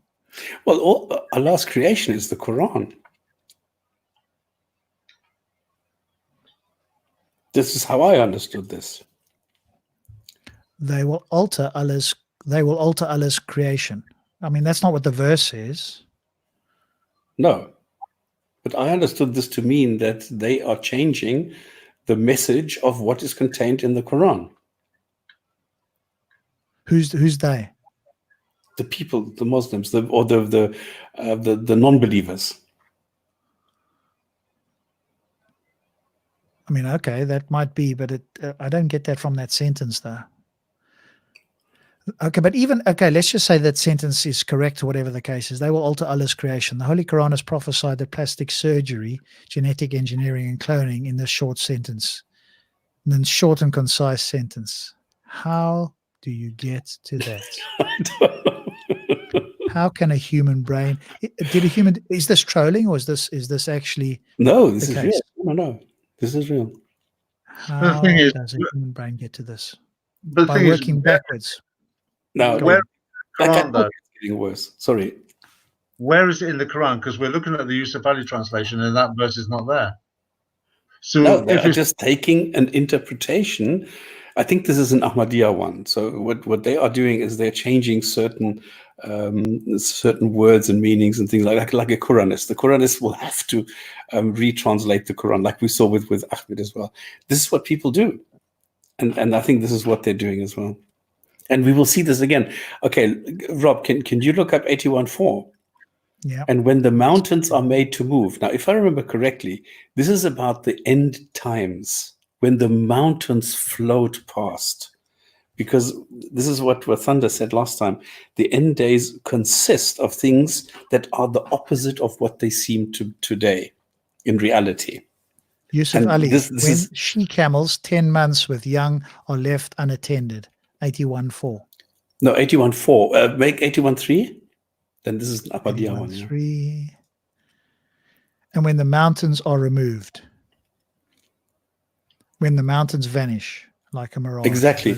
So this is from the end times. So this is an Ahmadiyya one, because the Ahmadiyyas count 1+. So the sentence numbers are always +1. Okay. But I think the Ahmadiyyas are a small sect, right? So most Muslims are going to just say that these are nonsense. Well, maybe they will, maybe they won't. They may well say that these are just nonsense prophecies. Sure, I suppose could be. they don't even, but Sunni Muslims won't even allow themselves to use the Ahmadiyya Quran, though. They condemn the Ahmadiyya Quran. I've had that with me when I've quoted the Ahmadiyya Quran. So why is it then a Sunni Muslim is going to an Ahmadiyya Quran? It's probably because it cites something that's more favorable to justify the position of Islam. I'm not saying that this is a Sunni prophecy page. Yeah. Okay, fair enough. You're saying it's Ahmadiyya, yeah. It could be. I think now it is Ahmadiyya. I wasn't paying attention to it. But it could be now when we're reading the sentences that this is an Ahmadiyya version. But then again, this is a failing of the God in Islam. If this God is not even able to bring a concise and correct and clear message to the people that everybody understands the same thing, then you get different sects. And this is what we see in reality. We have so many different groups within the cult that, it can't be, the message can't be correct. It can't be unique, and it can't be a single version that everybody understands and follows. So there must be differences in the Quran that you get different sects, because you have different interpretations and variations of the same book, because it is so vague and ambiguous. So it's another failing of the God. He should have known that there will be different groups. There should be the Shia, that there should be the Sufis, that there should, and so on and so forth. So it should have changed the Quran to make it a clear message, a unifying message, and not a divisive message, so that people even differ in the way that they number individual sentences. Yeah, but I think let's just say a Sunni Muslim can easily argue against that and just say everybody else has just got it wrong, and it's not Allah's fault. They are misinterpreting it. I think it's more problematic within the Sunni sect itself when their scholars come up with multiple interpretations, because now they can't make that same claim. But for any other sect, they're just going to say, well, they misinterpreted. They just got the wrong end, and they might be doing it on purpose, or the jinns are, sending them the wrong message or something else. So I think they've got an easy answer to that, but not so easy if it's within their own sect. Yeah, but it's still unconvincing, because they can all be wrong, but they can't all be right. So Correct. This is what I'm saying. If you already have the admission that there are different versions about the same identical book, then this already shows you a huge flaw in the system. Yeah, especially if you're an external observer, yeah. Anyway, so it says here, when mountains are made to move. So we're talking about the end times, when mountains are being dissolved, because it's now the end time, because it's the opposite of what we see in reality today. And now, centuries before the invention of dynamite, the Holy Quran prophesied the blowing up and moving of mountains. Now, this is an example, and Rob, you're quite right. people, Sunnis, will actually go and say, well, we can just dismiss it because these are Qadianis. Who cares? But it shows the same system. It shows the same kind of concept that is being used here when you are quote mining the sentences in the Quran and taking a label, mountain move, and now it is blowing up, which is the moving of mountains, which is just a relabeling exercise. And therefore the Quran is correct. You see, mountains made to move. There you have the word move. There you go. End story. Can anybody name a mountain that's actually moved? Can anybody name on a spectrum or blown up with a piece of dynamite? Have the mountains that are holding Gog and Magog back, have they been blown up with dynamite yet? No. This is another thing is factually incorrect as well, yeah. Okay, new transport systems. When she camels, 10 months pregnant, abandoned, and he has created horses and mules and asses that you may ride them and as a source of beauty. He will create what you do not yet know. Now this, okay, I don't know what this means. But in their interpretation, it's... Yeah, go on then. In their interpretation is, as we know, people, especially those living in deserts, have now abandoned camels and other animals for traveling. But this prophecy of invention and emergence of new transport systems is ongoing as we witness new and faster modes of transportation emerging all the time. So it's not actually a prophecy because there's still people riding camels anyway, but there are people with new modes of transport. But it doesn't say that specifically. It says he will create what you do not yet know. It doesn't say transport there anyway. But even if it said he will create transport that you are yet unaware of, that's still vague. If it said something like, hey, he will create transport such that it has 4 wheels similar to thing, and it will be powered by, engines that don't require anything except some fuel under the desert or something, then it might be a little bit more impressive. And who's doing you as a god, what would you say as a god? Well, who's doing the creating? That's what I'd ask. And he will create what you do not yet know. Who's doing the creating? Presumably. Well spotted. But somehow they've got free will as well, of course, because you can't be creating that. Yes. But as a god, I would say, listen, you're using camels, mules, and asses today, but in the future you will not. You will use motorized transport versions. You'll notice in this creation of new modes of transport, it's interesting the kuffar is doing it and not the Muslim. In all of these things that benefit mankind in the way that the Quran is talking and these so-called prophecies, it's always the kuffar that's benefiting the world with these steps in advancement and not the Muslim. The Muslim, in effect, is exactly where he was when the Quran was written. Yeah.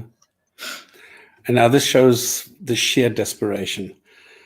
And when the wild beasts are gathered together, this means nobody could ever imagine that one day wild beasts will be captured, tamed, and put together in closed and open parks. The establishment of zoo have fulfilled this prophecy. That's a load of rubbish. I had this argument with a Muslim once. I remember this about 15 years ago, where I challenged a Muslim to point out prophecies, and he pointed out this one.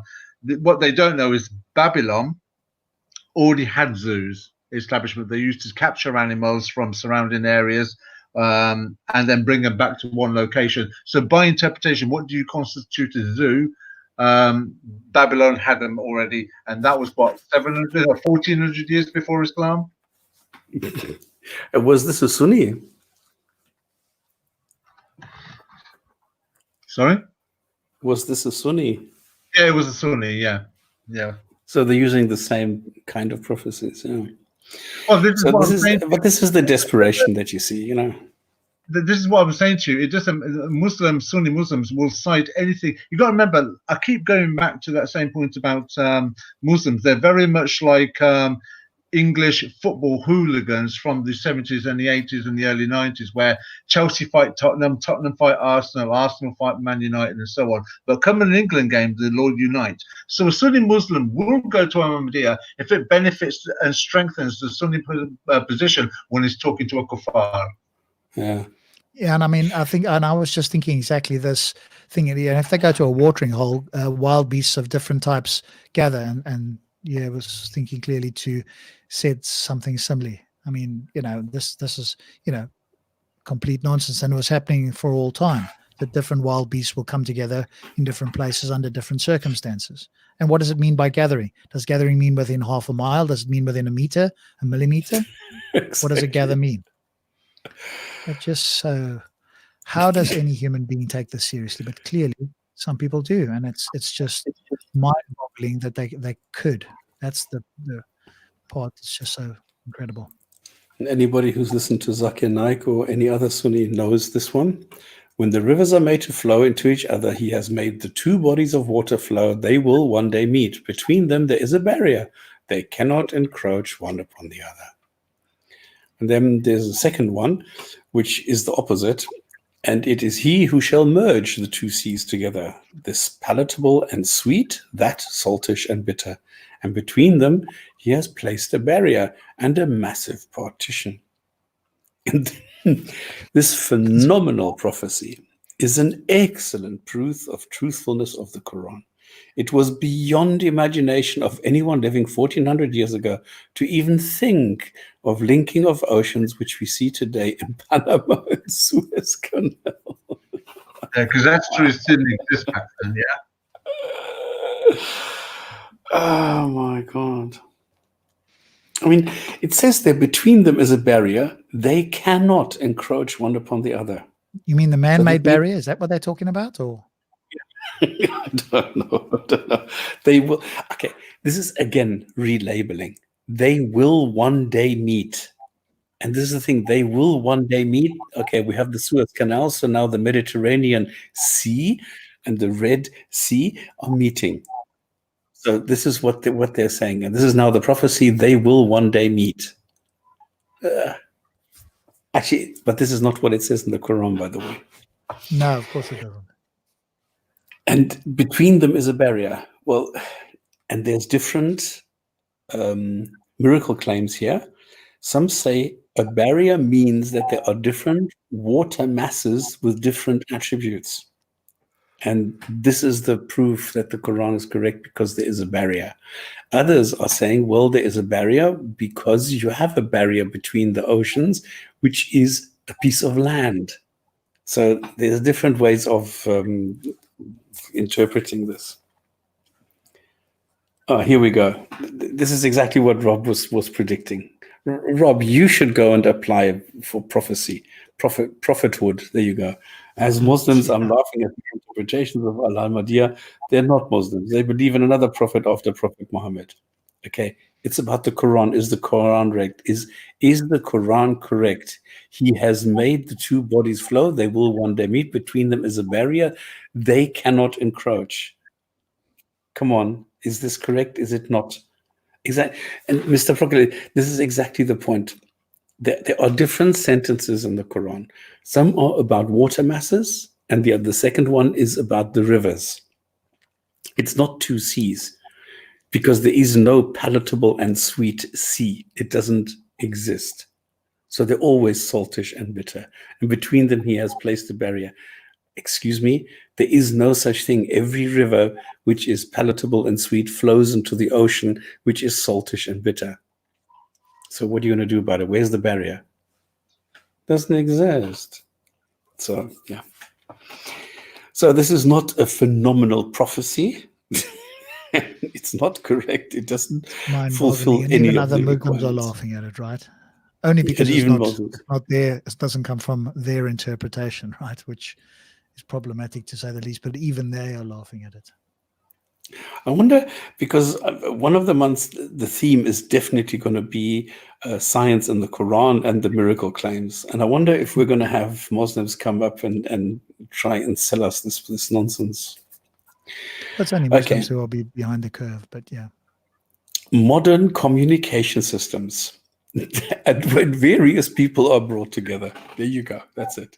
When various people are brought together, that's it. Fast transport systems, telephones, satellite systems, and internet have brought so close to each other, proving the truthfulness of the Holy Quran. I mean, what more do you need? You see, various people are brought together. And one day other human beings will inhabit another planet. How about that? I've made a prophecy now as well. When do I get my prophethood? Wow. Okay, women's rights. When the and when the female infant buried alive is questioned about for what crime was she killed. Rob, can you pull this up? Can you just look at, because I don't. 81. 81:8. And when a girl was buried alive is asked, and when a female infant buried alive is questioned, for what sin was she killed? For what crime was she killed? And when the pages are made public, when the scrolls are laid open. Okay, so this is also end days. And this is actually a good question. And this is one of the really positive things about Islam, that it definitely discourages the burying of children. Now, this wasn't really practiced in the area. This was more something that was happening in Africa, and I think was it India? Yeah. I can't remember. It was practiced in India. So it was India and Africa, but not actually so much in the Middle East. But it's excellent that there is a book which is the centerpiece for an ideology which says don't do that. So this is something. But you got to bear in mind, because it's such a lustful religion that thrives on sexual practices with women, they don't want to bury the women alive, otherwise they'll have no one to have sexual intercourse with. Modern day women rights and liberation associations may be brainchild of freedom-loving and egalitarian humanist, feminist people, but foretold by Quran centuries ago. No. This has nothing to do with women's rights. Because other Muslims are even finding these problematic, right? I think it's at the end. I don't want to jump now because then I'm going to lose this. Sure. I think my normal way I do things, I always put the source at the bottom. Mm-hmm. All right. Books published and spread. And when books are spread abroad in 8110. The invention of the printing press and publication houses and consequently spread of books everywhere is one of the marvelous prophecies of the Quran made in the dark ages of ignorance and illiteracy. Well, I'm glad they're saying there was dark ages of illiteracy and ignorance. I'm not sure that they really want to go that route, but it actually says when the pages are made public or when the scrolls are laid open. Also end times, yeah. But presumably you could find some translation, or you could make up a translation that says what they've said. Yeah, but when was the Gutenberg printing press actually invented? 16th century. So 400 years later, we're still waiting for the end based on this prophecy. Yeah.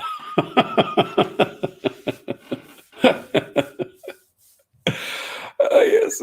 I mean, when books are spread abroad, okay, if you apply now the criteria for a prophecy, there is nothing here. It's just the desperate grasping at straws. It says the word book and it says spread. So it must be talking about the printing press. Please. And now extraterrestrial life. Among his signs is the creation of the heavens and the earth, and of whatever living creatures he has spread forth in both heavens, living creatures, okay? And he has the power to gather them together whenever he pleases. He, not me. This is me, God. Let's just do another translation. I think I'm going one before that. And among his signs is the creation of the heavens and the earth, and the living creatures that he has scattered through them. He has the power to gather them together when he wills. Yeah. Now, normally, presumably, they would be talking about sort of angels or jinns or whatever the case is, right? Exactly. Yeah. And what they are saying is having discourse with aliens is still an unrealized dream, but science is progressing in that direction. I don't know, discourse with aliens and science? I doubt it. The presence of extraterrestrial life has been proved by scientists. Okay, but there is no discourse. Where? Well, the Drake equation. The Drake equation says it's like 99% sure. But it's not discourse with aliens. The presence of extraterrestrial life has been proved by scientists. The next step is to see them and making a link with them. No religious scripture except Quran even hints about this great scientific discovery. This is not a scientific discovery. This is absolute bullshit. And it says there that his science is the creation of the heavens and the earth. Okay? When, what, how, and so on. Whatever living creatures he has spread forth. Now, he's talking about earth. What alien life are you talking about on earth? It doesn't talk about other planets. It doesn't mention exoplanets. No, they're just going to interpret the heavens to mean that. And of course, in those days, the heavens simply meant the dome, right? The firmament. Universe. Yeah, but today it's universe, and then maybe somewhere in the universe there's other life. Okay. Yeah, but so the thing why is, doesn't he gather them? in every context of the word heavens in the Quran has always been the spirit realm where Allah resides. Never has it ever referred to the heavens, in my understanding, where the heavens meant either way the place where the birds fly, or to a greater extent where the stars are, the universe, so to speak. I've always sorry, go on. Yeah, but are you talking about Samawat now? Or what is it that you're talking about now? Well, it says there, among his signs is the creation of the heavens and the earth. Well, in Islamic parlance, the heavens is always referred to the realm where Allah lives. I've never read, really, the heavens meant in the context, one, heavens, like where the birds fly, the birds of the heavens, meaning the space above man where the birds fly around. Okay. Or the second heavens, which is often referred to where the stars are, meaning the universe. Okay, every time I've read the word heavens in the Quran, it's always reference to the spirit realm where Allah lives. Doesn't he send hail from the mountains in the heavens?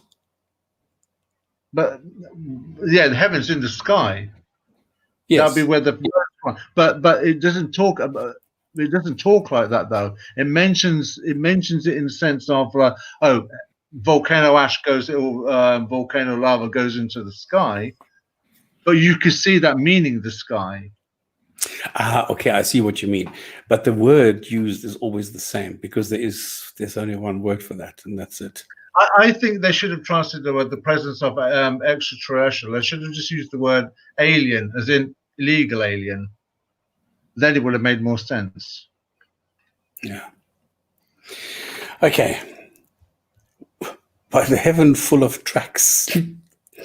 While prophesying about modern transport systems, the Quran also foretold the air traffic system, which is an essential part of aviation. A person living in the desert 1400 years ago cannot talk about such advanced technologies unless revealed to him by God Almighty. The heaven full of tracks. There you go. So contrails have been prophesied in the Quran by the heaven full of tracks. There you have the word heaven again. So how can the heaven here, which is talking about the universe, and now you have the universe full of tracks, be the air traffic system? And now an air traffic system is not full of tracks, because the contrails that we see is the result of aeroplanes following the air traffic system, because you have different highways that the planes are following. So the tracks are definitely not the air traffic system. So yeah, everything about this is wrong. But I think that's, even a stronger point is this whole thing with the heaven. But don't ask them to be consistent now, because obviously, it can change from one moment to the next. And the gullible audience is not going to pick this up. So they're just going to follow along, right? In one case, the heavens means universe. Suddenly the heavens means the sky above you at a certain distance. So, yeah. But hey, there's a context here apparently. So heaven doesn't mean it. Heaven only means what they want it to mean in a particular context that meets whatever they want for that particular sentence to have some sort of end goal.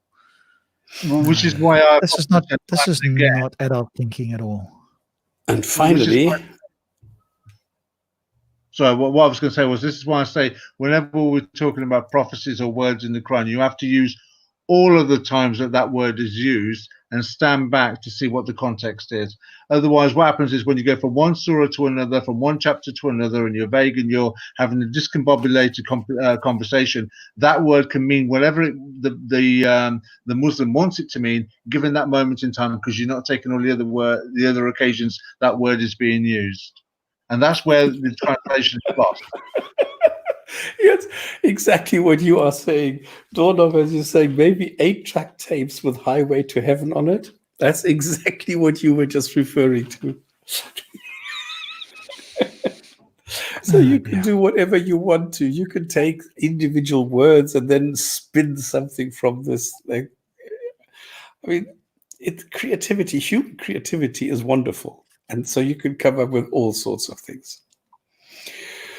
Okay, finally, hang on, let me just put that up, because otherwise people will not know what I'm talking about. Where was this?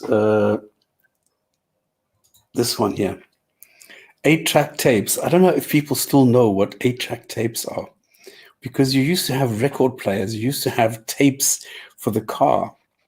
And in the States, you had 8-track tapes, which were like little boxes the size of a book. And you could insert that into a machine and it would play music for like 1 hour. And it had 8 tracks on them. This is why they're called 8 tracks. And so this is a kind of a tape recorder. And the song Highway to Heaven is a song that I think everybody knows. So there you go. So this is quite funny. Thank you for that. Okay, then, of course, the Quran also mentions AIDS. Now, the funny thing is, it doesn't mention like more mundane things like electricity or a bicycle or something like that. Theory of disease, germ theory, things like that. Yeah, humans. The useful stuff. It doesn't mention that. Cancer. And it doesn't mention cancer either, but it mentions AIDS, because it never happens that permissiveness overwhelms a people to the extent that they display their acts of sex shamelessly, and they are not uniquely punished by God. Among them, invariably, pestilence is made to spread, and such other diseases, the like of which have never been witnessed by their forefathers. Like there was never a virus. Okay, the funny thing is, I asked a question in an evolution group: is there ever a possible positive use of a virus? And I was surprised that people today are actually using viruses, and they're trying to breed them or programming them that they will go and attack selectively. In other words, they will go after cancer cells. So there is a positive effect of a virus that is being discovered as we speak. And this is the source. It's Ibn Majah, Kitab ul-Fitan.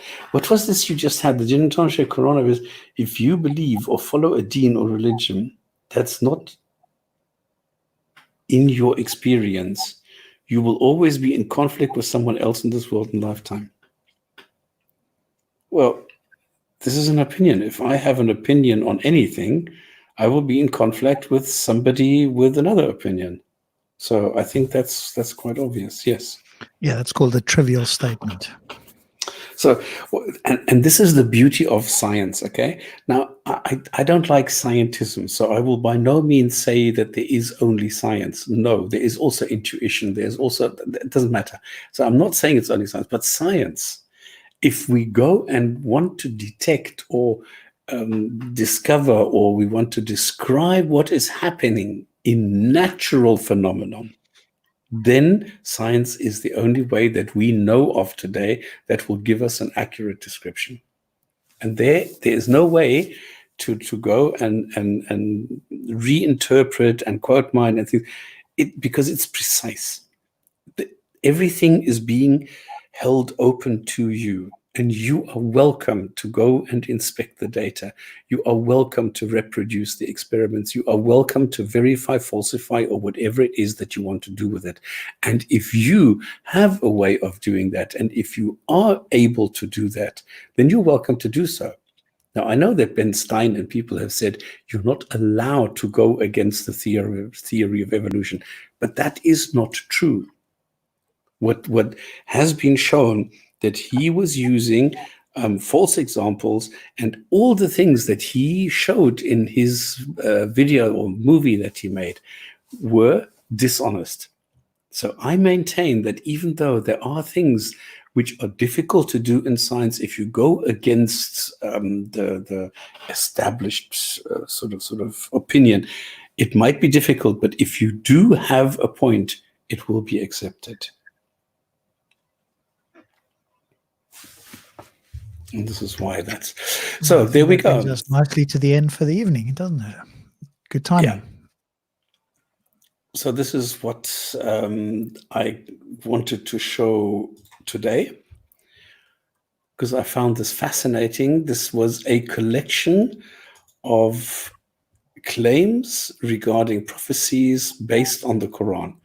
And okay, I must admit, I wasn't even aware in the beginning that this was Ahmadiyya's, but I don't think it matters, because some of the things are used by the Sunnis as well. And the point is it possible to find a single prophecy in the Quran? Now, we have Muslims here, apparently, Sunnis. So why don't you, if you say that we are using Ahmadiyya source material, do you have a single prophecy from Sunni material, from Sunni sources, from whatever, that you can demonstrate are actually a prophecy? If yes, then please go ahead. Please do it. But I'm not a prophet, but I will prophesy that you can't.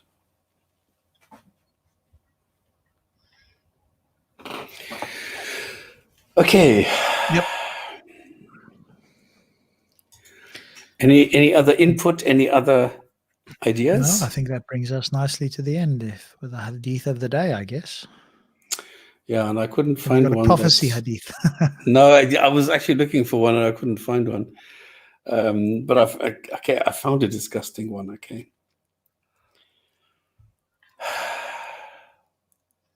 Can I share this somehow so that people say I'm not making? If you tell me which one, I'll have a quick look for it. It's adab. No, let me share this. Give me a couple of words to search for. I can search by words. I think this is easier if I just do it like this. So this is the hadith, and it's from Sunnah.com URN 22-11-390 from Adab al-Mufrad. Is it Sahih there? If it's not Sahih, stops. It's Hasan. Oh, that's just no good. No Muslim's going to accept that, right? Go on. Well, it's a hadith.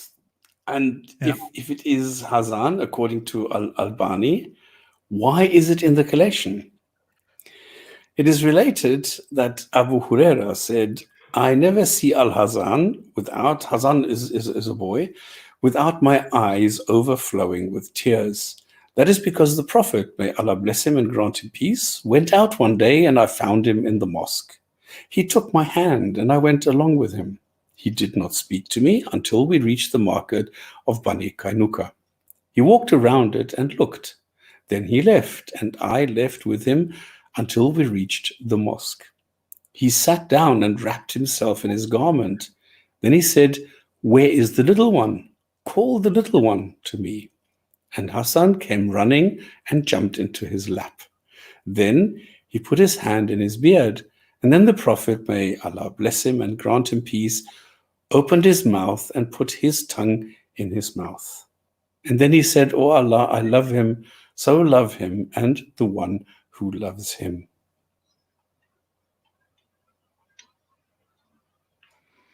That's just so wrong. That's just wrong on so many levels.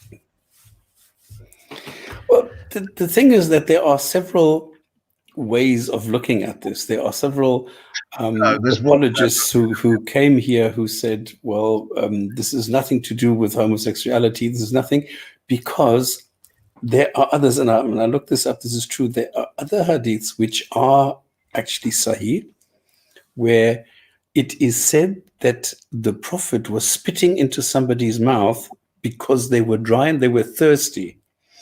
And the Prophet was spitting into a well, and the water from that well was the sweetest ever, just because Muhammad spat into it.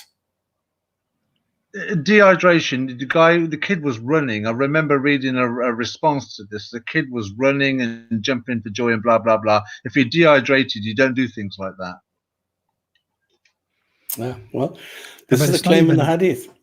But the it's not fact of the even matter is, it's a perversion. Let's not. When you consider he had sex with a 9-year-old girl, it's a perversion. It's just one of many of his perversions. You know, let's not spray air freshener on excrement. This is a disgusting, obscene act. He let a little boy suck his tongue. There's a couple of these. I didn't even use the worst one, to be quite honest. So, yeah. Anyway, this is probably a reason why you have so many Quranists today. This is the reason why so many people are saying, look, I cannot go with what Muhammad is doing. This is too sick for me. And this is why they're saying, no, let's go and do something else. But when you go the to Quran the Quran only. But when you go to the Quran and you look at the Quran like we've done, you can conclusively prove you can't have the Quran without the Hadith.